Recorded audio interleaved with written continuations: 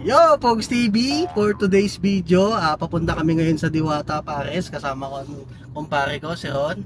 At si Babe, nasa likod. Hey!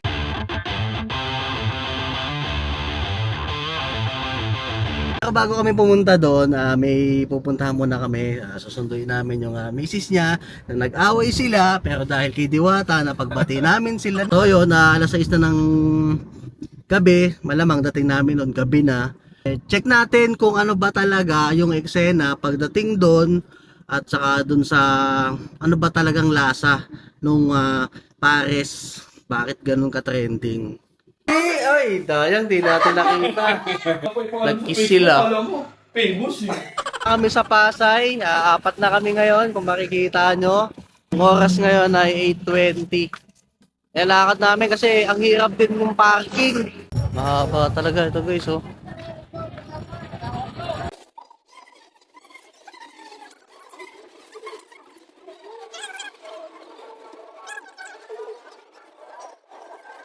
Ito yung katapat nyo, ayun oh. Ang haba din, may pila din.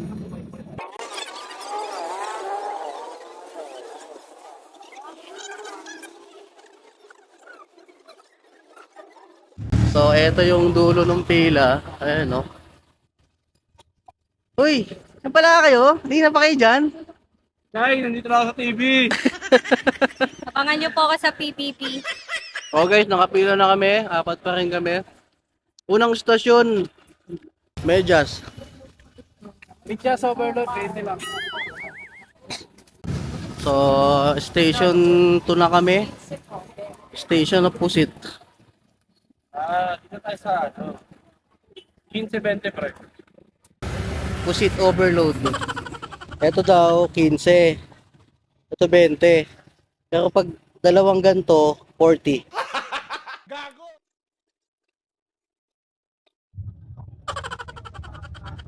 Yung yung mga pinagkakakainan natin.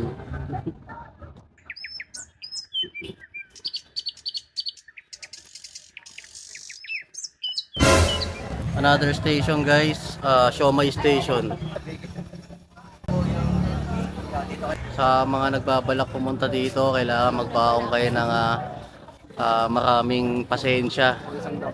Tapos yung ibang inis nyo, iwan nyo muna. Okay guys, update ko lang kayo. Medyo malapit na kami sa katotohanan. Natatanaw na namin yung ayan o, yung kaldero na. Yung kaldero. Yung nakapaskil na chicken tsaka yung pares. Diyan mahahati yung yung pila. Kung ang gusto mo overload o chicken. Nararamdaman ko na yung inis ko. Diwata, ikaw ba yan? Nangyari sa'yo, pagod ka na ba? Fifth station na tayo.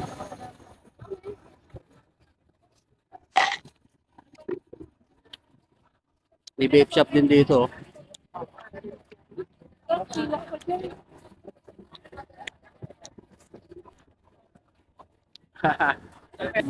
Matakal ka na ng kanin doon. Ulit yung po, lagayan sa ko, maliit. Lagayan ng kanin, malaki po.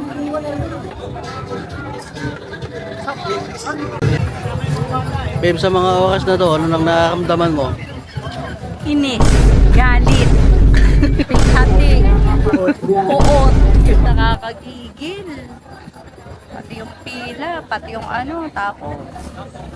Kasi mo Diwata I-check lang namin yung kotse. May mga tumadaan na papunta pa lang. I-discourage natin sila.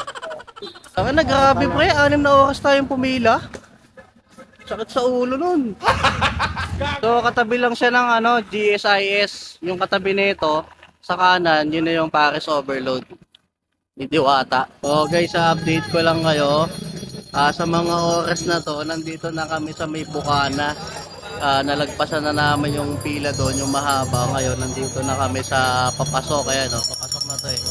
Kita nyo naman. Babe, masaya ka pa ba sa mga nangyayari sa mga oras na to?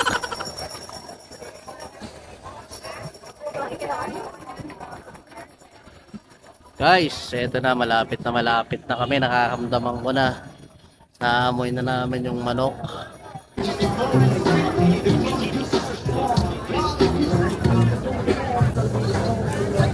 Guys, ito yung pinaglulutuan nila. Ayan o. Magtatry sana ako mag-video kaso pinigilan ako nung isa. Sampalin ko sa akin. Joke lang. Ayaw, bawal daw. Malalagpasan na rin natin tong pagsubok na to. Ano lang dapat natin gawin?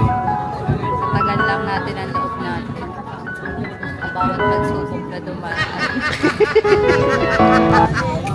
Guys, ito na talaga oh. Ito na. Ito na, malapit na. Makakain na tayo. Ito pala guys yung mini mart ni Diwata Pares. Ito na.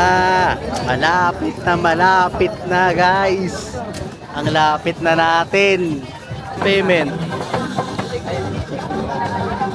Dito. Para sa balada, papimit lang pa para mabilis. Nakapagbayad na kami, 100 isa, tapos no, bibigyan ka na nila nito. Kita ba? Pa-comment na lang ako sa baba kung gusto niyo nito. Tatago ko to. Joke lang. Pinadidisit.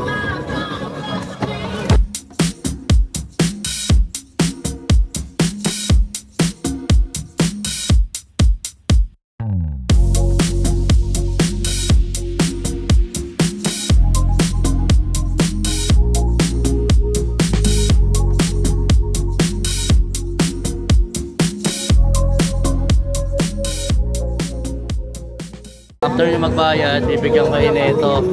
Tapos pipila kayo para sa kanin tsaka sa sabaw. Isa pa. Ikaw, sa'yo. Gusto mo kaya? Bigay mo sa'yo. Ayaw mo na? Kaya mo. Hindi na? Bigay natin. Check natin kung ano bang lasa talaga ng pares na buke ng pares. Sabaw.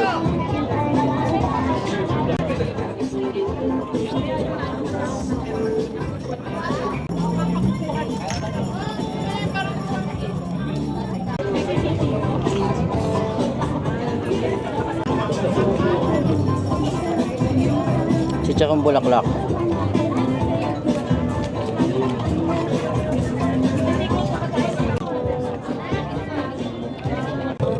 Makaka-copyright ako dito, ang lakas ng sounds eh.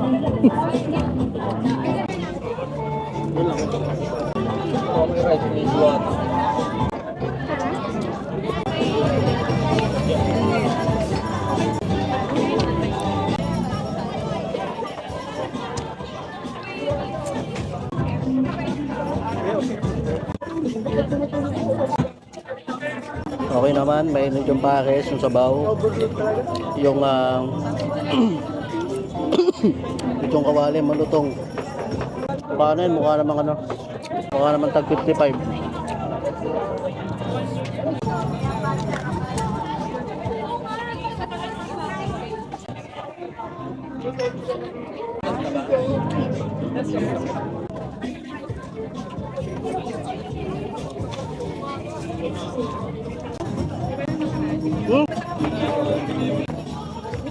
Hindi, sige lang. Enjoy mo lang. Humihinga lang ako eh. Guys, ako na lang kumakain.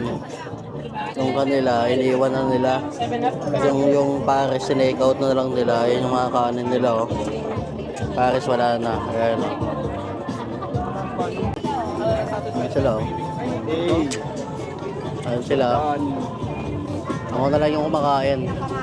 Chika ko mamaya kung bakit. Napanood akong vlog yung babae. Ito yung karne daw. May platang sunog. Totoo siya. Hindi ko alam kung saan yun. Parang sobrang sa prito. Mga gano'n. Medyo pumait. Oo ka. May platang sunog.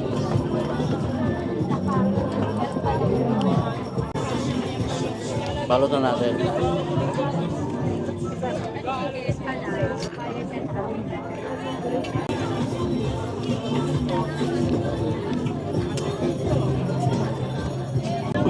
Masarap yung soft drinks. Uwi na kami. Nakapag-video ka na ano ko. Ayo, Pogs TV. Nakakain na kami sa Diwata Pares. Kung magtatanong kayo kung anong lasa, yung mga nang papasya kanya, hindi nyo sila masisisi.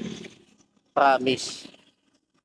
Hindi worth it yung pilang 3 oras para dun sa lasa.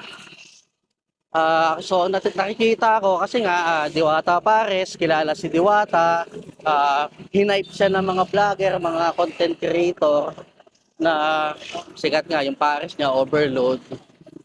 Pero sa tulad ko na marami na akong natikmang iba-ibang Pares, iba-ibang timpla, iba-ibang lasa, tatawid lang kami. Sige, naka-vlog to, tatawid kami. So yun nga, yung mga negative na nagsasabi kay Diwata na hindi daw masabi yung Pares, hindi worth it. Masarap naman, hindi lang worth it pilahan ng 3 hours. Yun. Ako naman, hindi naman ako maarte sa pagkain eh. Pero kasi ibabalance mo eh. Pumila ka ng ng 3 oras para sa nagte-trending nga na Diwata Pares. Pero hindi to para sa siraan si Diwata. Gusto ko lang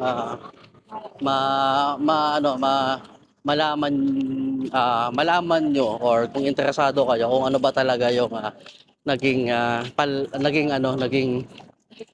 review ko dun sa pagkain. Kasi kung tatanungin nyo ako, 11 years ako sa food industry.